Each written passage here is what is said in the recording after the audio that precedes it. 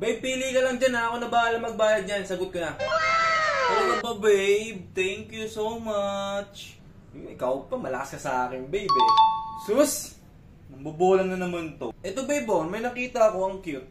Piling ko bagay sa ito kasi navy. Ito yung gusto mong kulay eh, navy blue, di ba?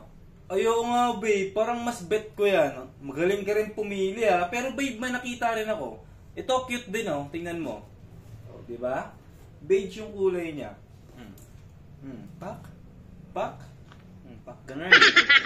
Yung style po namin yan, ma'am. Yan, babe, mas maganda rin sa'yo ganyang kulay beige. Kasi mabilis lang siyang ano yun eh, partneran. Yun na nga eh. Akin na, pera mo.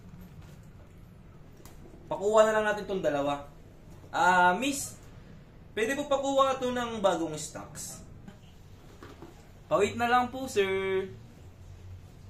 A few minutes later. Ma'am, ito po new stock po. Wow, ang ganda nga, babe. Pero babe, tama ka, babe. Mas maganda yung navy blue, ah. Fairness. O, diba, sabi ko sa'yo, magaling rin ako pumili. Bagay nga sa'yo, check mo doon sa may salamin. Sige, wait lang.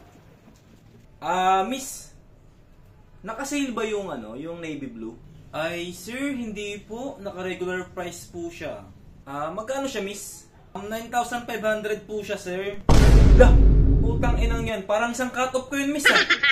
Bakit, sir? Hindi nyo mahal girlfriend yun, no? Siguro two-timer ka. Baka kinakabit mo lang si mama. Oh, shit! Sumbong kita. Pero joke lang, sir. Nakasale po yung navy blue po namin. 499 pesos na lang po. Babe, halika. Mas maganda pala yung beige na pinili mo na bag kanina kaysa dun sa pinili ko na navy blue. Oo, kasi yung navy blue, ang hirap partneran ng damit yan. Mabuti pa sa beige kasi mabilis lang, nakakabating tingnan, tsaka ang ganda mo at sexy mo dyan, promise. Yan na lang, tara na, asa tayo dito.